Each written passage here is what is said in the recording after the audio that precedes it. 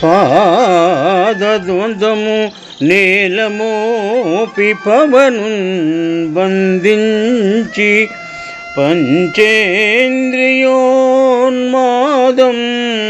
పరిమార్చి బుద్ధిలతకు మారాకు హత్తించి నిష్కేద బ్రహ్మపదావలంబన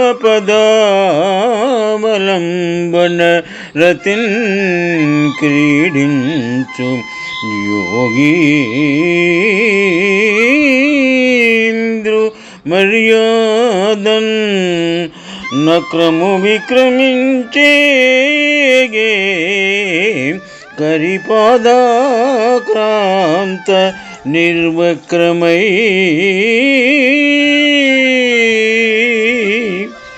పోతన మహాభాగవతం గజేంద్రమోక్షణము నుండి ఈ పద్యము గ్రహింపబడినది.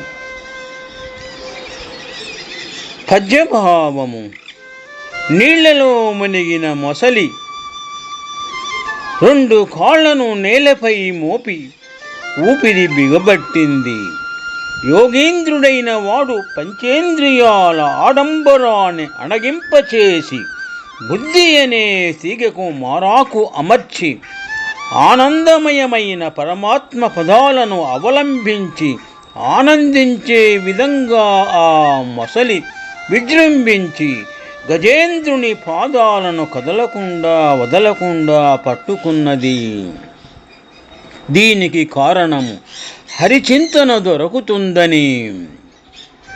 అందువలన యోగీంద్రుని వలె మకరి కరిపాదము పట్టుకున్నది అని ఇక్కడ విశదపరచడమైనది. శుభం.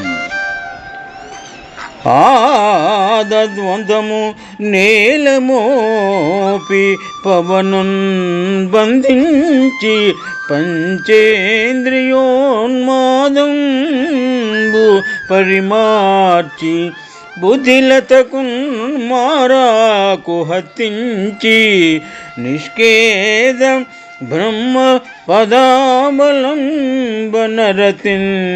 క్రీడించు యోగీంద్రు మర్యాదన్ నక్రము విక్రమించే కరిపాదాక్రాంత నిర్వక్తమై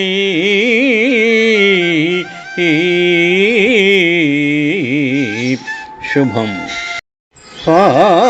పాదద్వంద్వము నేలమోపి పవను బంధించి పంచేంద్రియోన్మాదంబు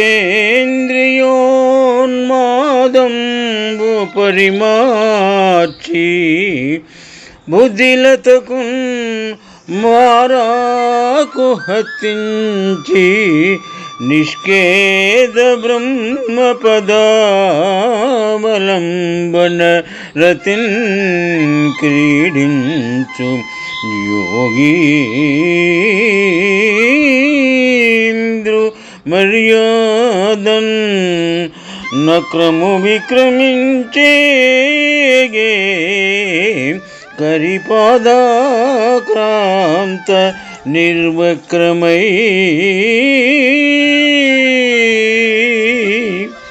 పోతన మహాభాగవతం గజేంద్రమోక్షణము నుండి ఈ పద్యము గ్రహింపబడినది.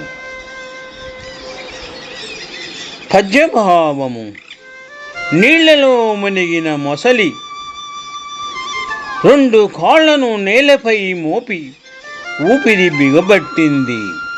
యోగేంద్రుడైన వాడు పంచేంద్రియాల ఆడంబరాన్ని అణగింపచేసి బుద్ధి అనే తీగకు మారాకు అమర్చి ఆనందమయమైన పరమాత్మ పదాలను అవలంబించి ఆనందించే విధంగా ఆ మొసలి విజృంభించి గజేంద్రుని పాదాలను కదలకుండా వదలకుండా పట్టుకున్నది. దీనికి కారణము హరిచింతన దొరుకుతుందని. అందువలన యోగీంద్రుని వలె మకరి కరిపాదము పట్టుకున్నది అని ఇక్కడ విశదపరచడమైనది. శుభం.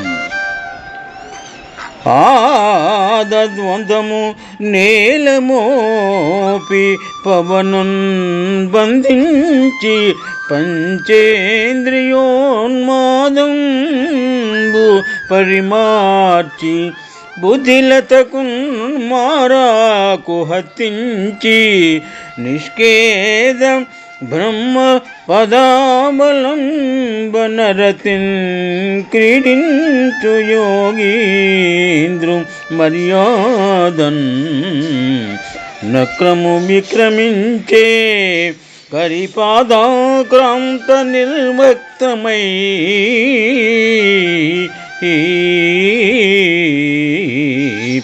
శుభం.